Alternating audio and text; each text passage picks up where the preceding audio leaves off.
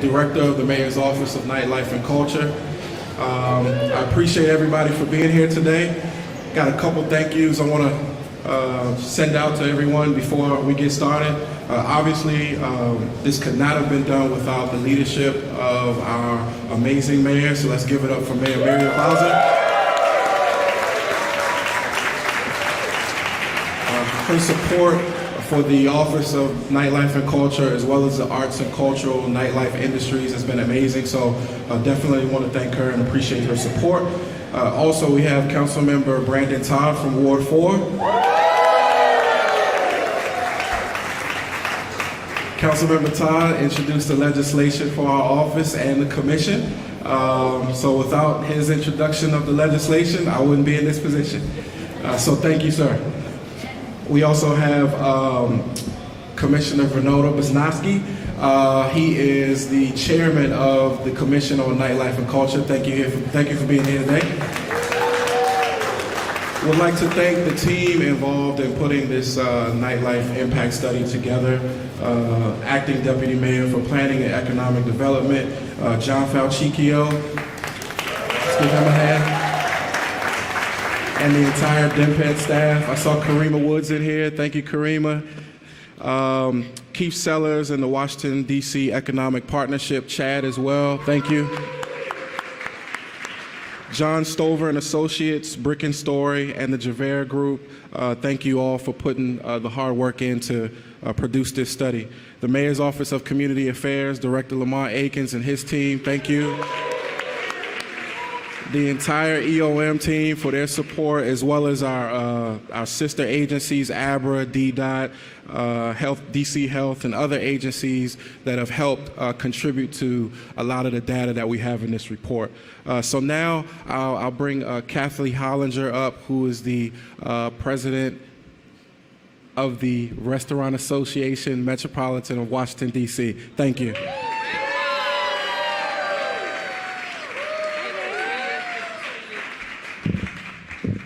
I got to go a little low, a little shorter.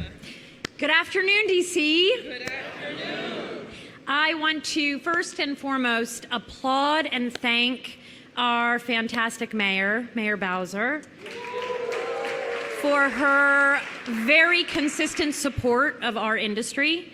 She listens to us, she understands how unique we are as a food service industry, so we really thank her for that, and for her support and advocacy of late night metro service. That is very much needed in our industry, where our hours are very different than everyone else's.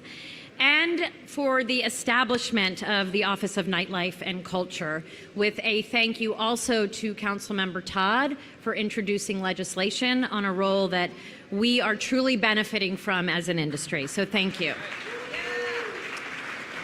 I want to also quickly thank and commend Director Townsend for spearheading what you will hear more about, this incredible economic impact study, as it really supports so much of what we as an organization advocate for our community of small businesses and restaurateurs and chefs and food service professionals every day. We are a community of 96% independently owned and operated establishments, whether they are restaurants or nightlife establishments, in this market in DC alone, and that is very unique for a market anywhere in the country. We, as a small business community, operate with passion, but also low profit margins. And our most common industry challenges include issues like employee transportation, cost of operating a business, and navigating a very complex regulatory process at times. So to know that we have champions and city leaders who are understanding and with us as we try to navigate some of those complex issues is phenomenal. And again, we thank you for your support and understanding. Thank you. Thank you so much. And I get to introduce my very good friend and restaurateur, Kamal Ali from Ben's Chili Bowl. All right. Thank you, brother. How are you? Hello, everybody. Hello. I'm Kamal Ben Ali. I'm a lifelong resident of Washington, D.C. I love this great city. Not going anywhere. I also represent Ben's Chili Bowl, our family business. Ben and Virginia Ali. Been there for 61 years serving the community. It's been our great privilege and honor to serve thousands and thousands of D.C. residents, but people from all over the world, and Maryland and Virginia. And this survey is great, but I want to speak from the owner's perspective and let you know that I don't need a survey to know that sales are down. I don't need a survey to tell me my customer experience is down, that my workers' experience is down, and that service in general is down.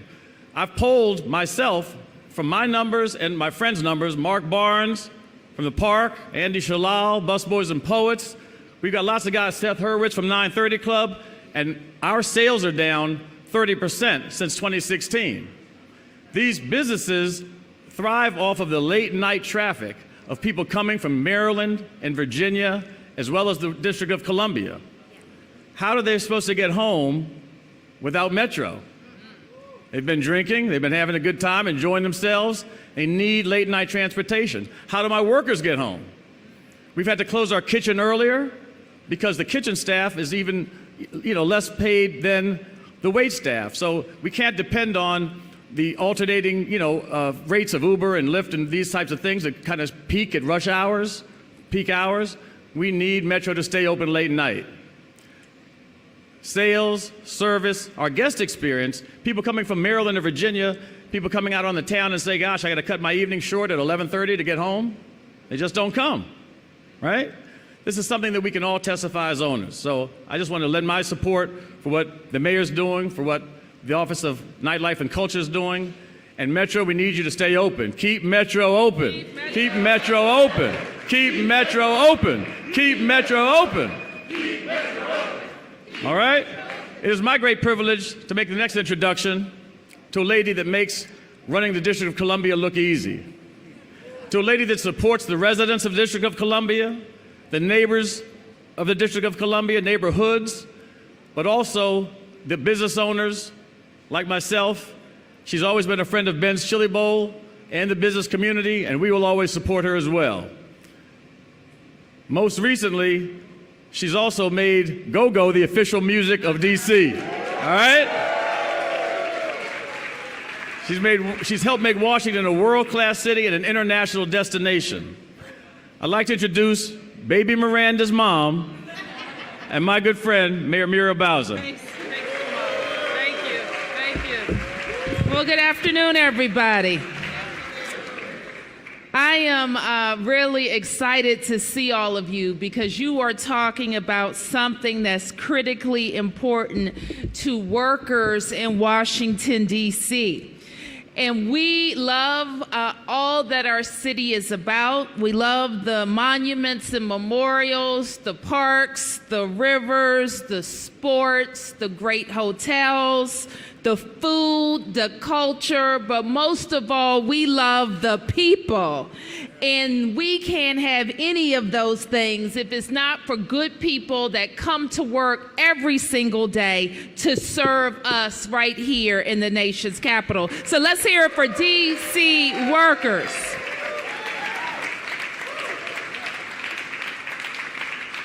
I think you know, and you heard earlier from Sean, who is the director of the Mayor's Office of Nightlife and Culture. Let's give Sean a big round of applause.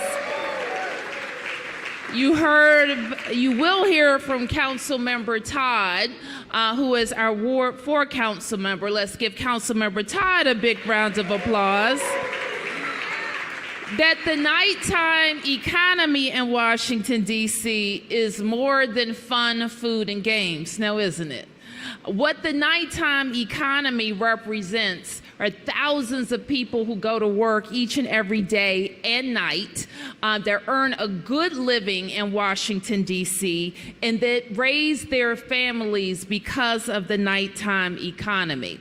Now, you know I like to say, this is not your grandfather's Washington. And it used to be that Washington, D.C. closed down at 5 p.m. And that's just not the case anymore. And not only in the downtown do we stay open later, we stay open later in all 8 wards of Washington, D.C. And that's why it's so important that Metro stays open with us.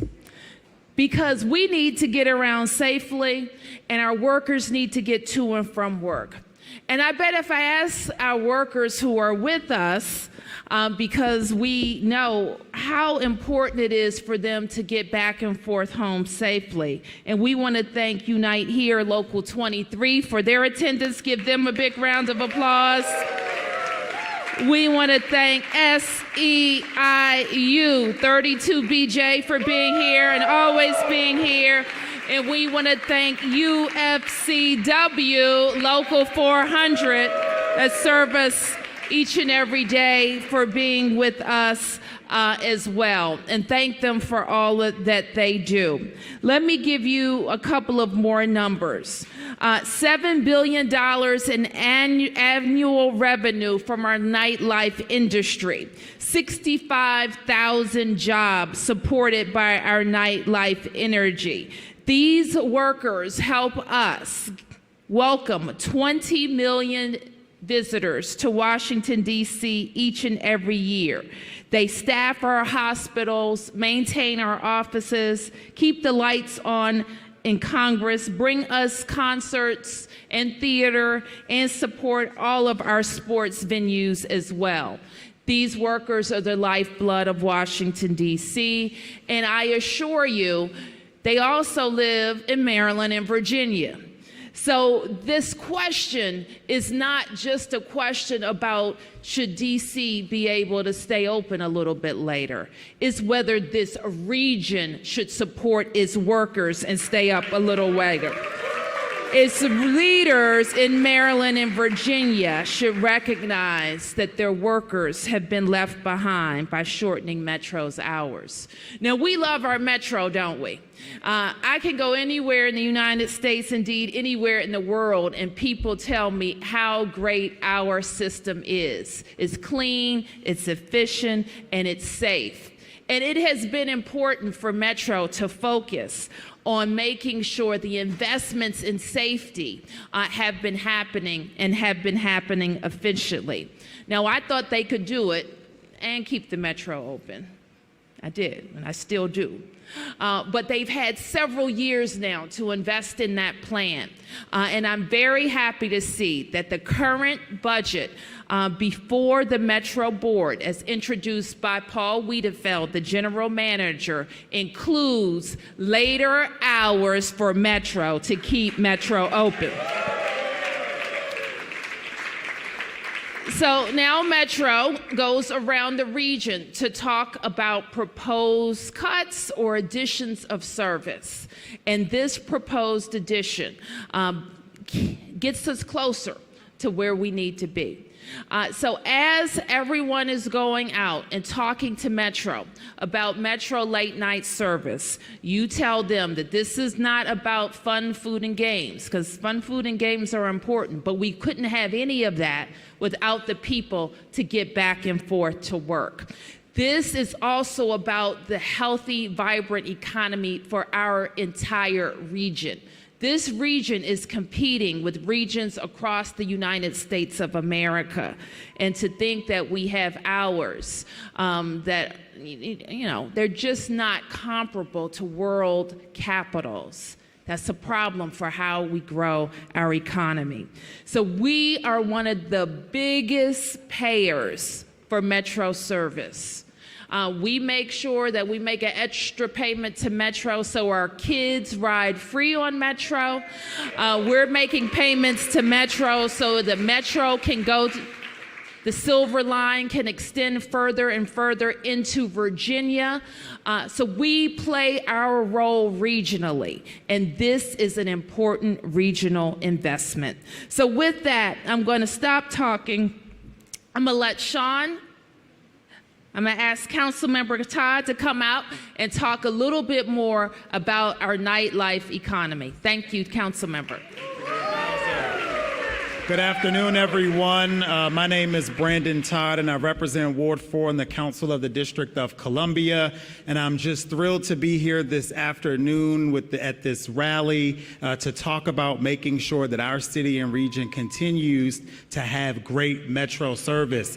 I think it's on full display when we think about, as the mayor and Sean and others said, about how people come to our city for food, nightlife, but there's a very important segment that we have to make sure that we're protecting, and that's the people who allow us all to enjoy our wonderful city, and that's the workers of our city. And I know we'll hear from Director Towson when he talks about the report that his office has released about how important the nighttime economy is to the region, how important it is to the District of Columbia. When I leave here, I'm going to go to WMATA and testify on behalf of the residents of Ward 4 and propose cuts that we will not stand for in Ward 4. And I know that we won't stand for anything less than having late night service for WMATA so that workers can get to and from, so that students can get to and from extracurricular activities. So thank you, Mayor, for your leadership. Thank you, Director Townsend. Thank you to all of our workers. Let's give them a big, big round of applause.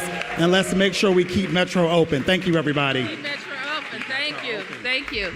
So I am going to ask Jeff Meridian to join me, and then we'll take a few press questions. Questions? Questions? Questions? Yes, Lou.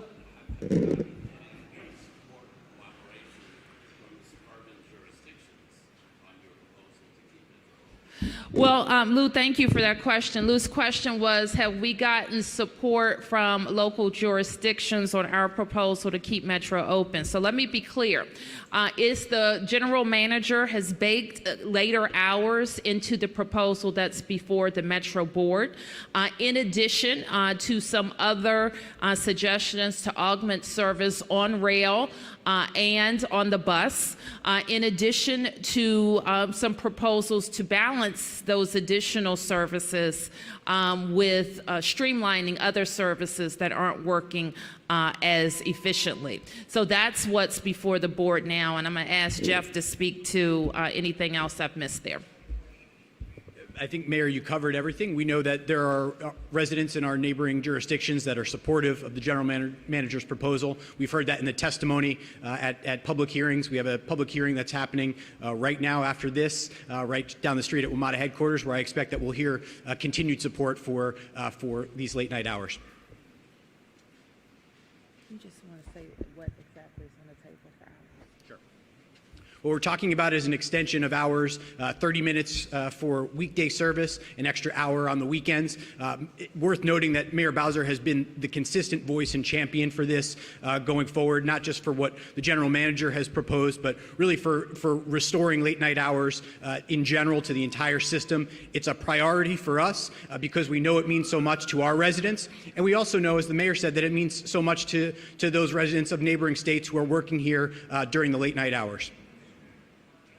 Questions? Questions? Yes. You're supporting these hours for now, but how late ultimately would you like Metro to stay open? 3 a.m. all night? What would you like to see on Metro? Well, we are talking about, our position has been restoring it to what it was in 2016. 3 a.m. 1 week. Any other questions?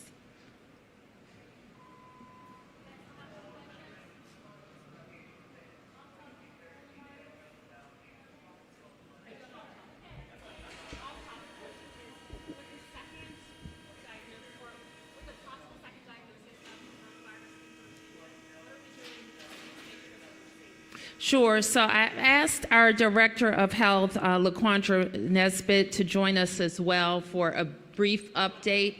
And we expect later in the week to talk more as it's necessary. Thank you, Mayor Bowser. Thank you all for the opportunity to be here today.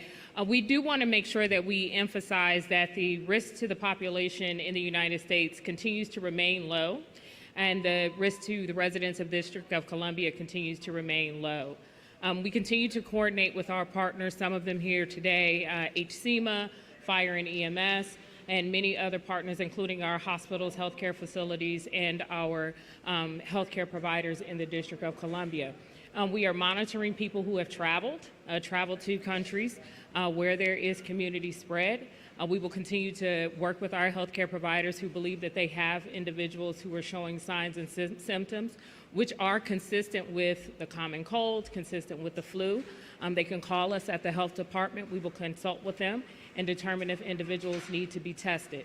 We do want to make sure that individuals understand that at this time, again, the risk remains low in the District of Columbia.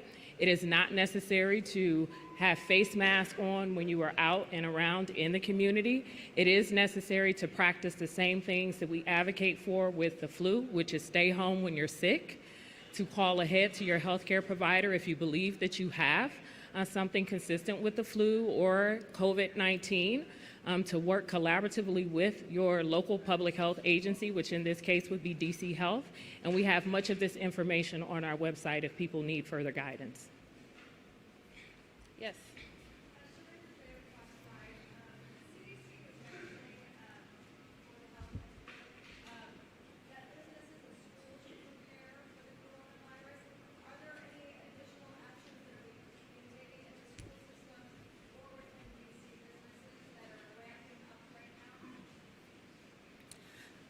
It is customary in the public health community for us to have pandemic preparedness plans, which we have here in the District of Columbia. We've had for quite some time. It's not new for us as it relates to COVID-19, and that is what the CDC was communicating yesterday.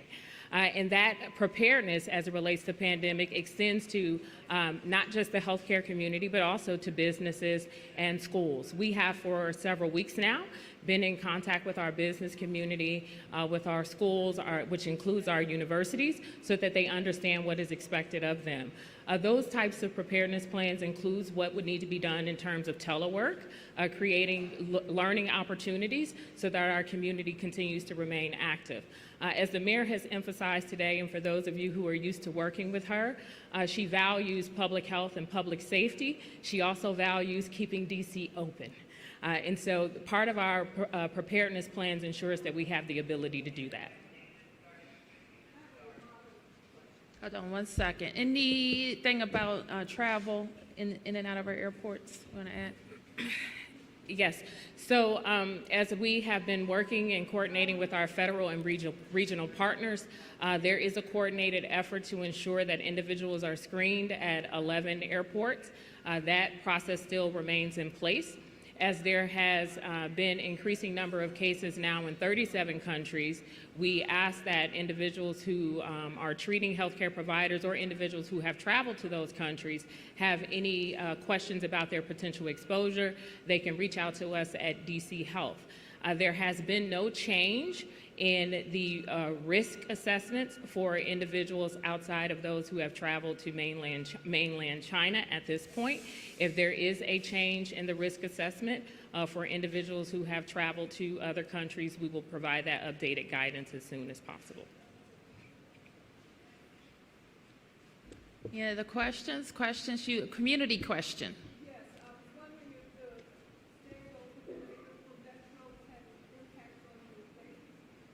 Sure. So let me ask Jeff to talk about the proposal as if there are any price implications. Thank you so much for that question, and I would encourage anybody who's got any thoughts about the proposals that are in front of the board to please comment at the public hearing that's taking place this evening. There are a number of proposals that impact the rates. Those are things that the board will be looking very closely at in the coming weeks. So we don't know for certain right now what the end result will be. It's very much contingent on public input. So I would encourage you, if you have thoughts about potential rate increases, to please share your opinions with